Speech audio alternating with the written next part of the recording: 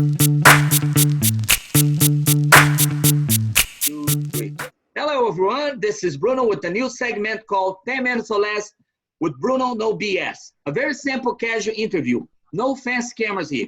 Today, I have the honor to speak with the legend among us, my good friend and a hero of all the roofers, Trent Cotney, CEO of Cotney Construction Law. How you doing, buddy? Good, man. How are you doing? I'm doing good. So tell me, how many associations are you involved with? Because it's so many that I have no clue. NRCA, FRSA. So how many in total you have? So I would say 20 or so, maybe more. And it's not all me. You know, I've got a great group of people that works with me, but we try to make sure I have our finger on the pulse and, being involved with associations who are the industry voice. That's the way to do it. So as I spoke before with you, you're behind the scenes of everything pretty much, NRCA, National Women Roofing Association. So you're involved with all those associations, right? You know, we try to help wherever we can. So if, anybody at NRCA or FRSA, Western States, National Women Roofing needs us to assist with stuff, we're always there to help out. And obviously, it's the members, the directors and everything. They're the real face of the association putting stuff forward. We're just there to help when needed. And that's kind of how I view it, is we're just a resource that they can lean upon if they need us. How long have you been in our roofing industry? Mm-hmm. So it's kind of been in my blood a little bit. My grandfather was a roofer and I grew up in construction. But I've been a lawyer for 21 years now and change. And ever since I've practiced law, started practicing law in the 90s, I've devoted it to focusing on the roofing industry in particular. I got involved here in the local Tampa affiliate of FRSA, and then got involved with FRSA, and then kind of moved up to other associations over the years. But it's as you know, once it gets in your blood, it stays in your blood. I never thought in a million years, seeing a law firm so involved with so many aspects of roofing. So can you tell me a little bit of what you guys do?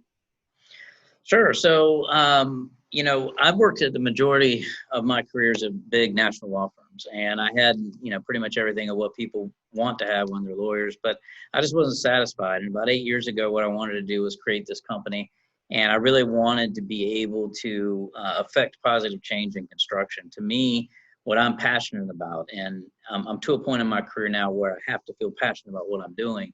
For me, it's giving back. It's changing the industry for the better.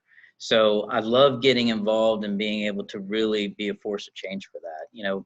Our lawyers, I'm fortunate to surround myself with a lot of really great people in this company. And, what we have the capability of doing is really helping roofing contractors with any other legal or business type needs that they might have.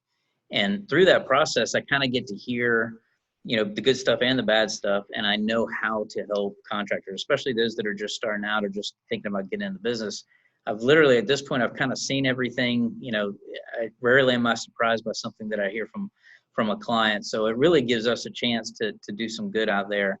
That's what I love doing is when I like to be able to look back and say, hey, I did something for the betterment of the industry.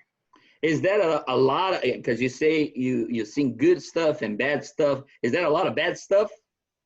Well, with roofing contractors, occasionally you're going to get in trouble, and that's just, it's unlike a lot of other trades. There's just so much liability out there for roofing contractors. You think about it, you're highly visible. So every government, agency out there is looking at you, from OSHA to the Department of Labor to licensing, if you're in a state that requires that, to workers' comp. You get in trouble with customers, you get in trouble with all different kinds of things. So there's so many different things that you have to navigate as a roofer. And that's kind of where we come in, is to I don't want my customers to ever get sued. I don't ever want them to have to go in front of an agency or a board. I want to keep them out of trouble. So that's where we really try to focus on, is being proactive rather than reactive. How many states now Cotney law is current on? So we have 14 offices. We are licensed, don't quote me on this because it's constantly changing, but I think it's 21 states, and we have another 4 or 5 pending.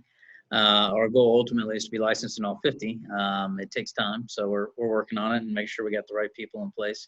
So we're constantly adding, and we're also recently we we've looked at Canada. We've got some great relationships with contractors up that way, and we're a few months away from, opening the doors, but we're working hard on it. We're looking at Toronto right now. So a lot of times, lawyers get their, their reputation, their joke, like a politician too, but not you.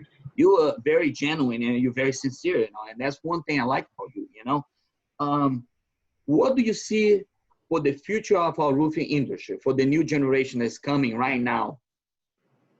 I think there's a tremendous amount of opportunity right now. And, obviously we're in a difficult time now, but anytime that there's a setback, there's just an opportunity to look at things and figure out if there's a better way to do stuff. So I think for newer contractors that are just thinking about getting in the industry now, or maybe switching positions, starting a new business, whatever it might be, embrace the opportunity. I think those that understand the importance of using technology, that understand the importance of innovation, now's the time to really adapt that, because I think that you can really be tip of the spear with this new level, a new right wave of roofers that are going to come out after this pandemic.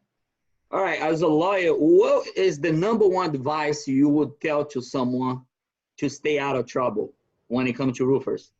What's the most mistake they do? Yeah, so the biggest problem that roofing contractors have is not what they know, it's what they don't know. And my biggest piece of advice is educate yourself. Make sure you understand the pitfalls. And the easiest way to do that is get involved with groups and organizations, find other roofing contractors that you respect and work with them, have them mentor you. Don't be afraid to ask for help.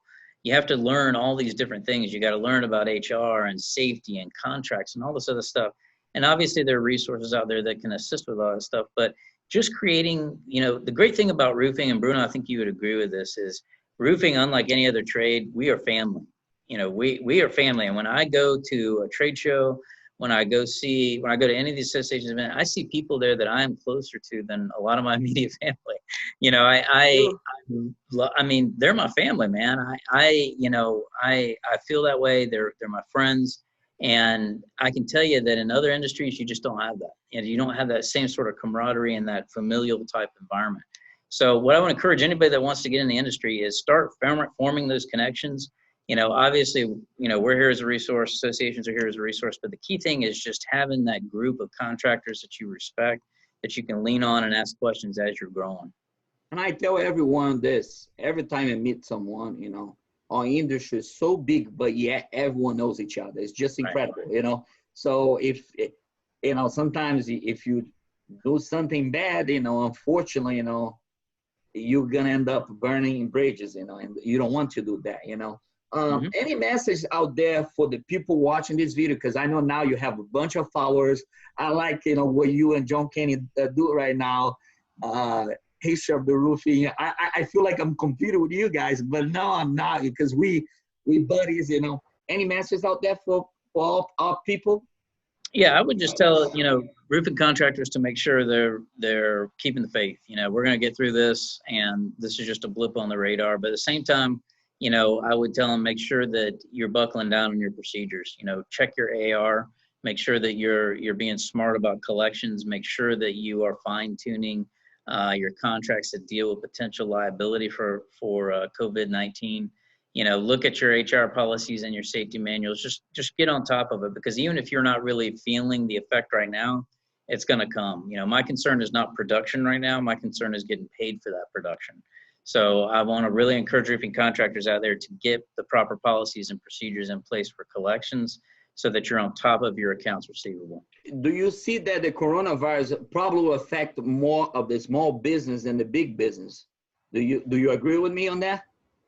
I think it will to a certain extent, because I think the larger businesses probably have more capability to tap into credit and more capability to offset, some potential losses. But I think it's affecting everybody, and I think especially if you're a small business, it's important to, look at some of the things that are being offered, like the Paycheck Protection Program, some of the loans that are out there to possibly help you.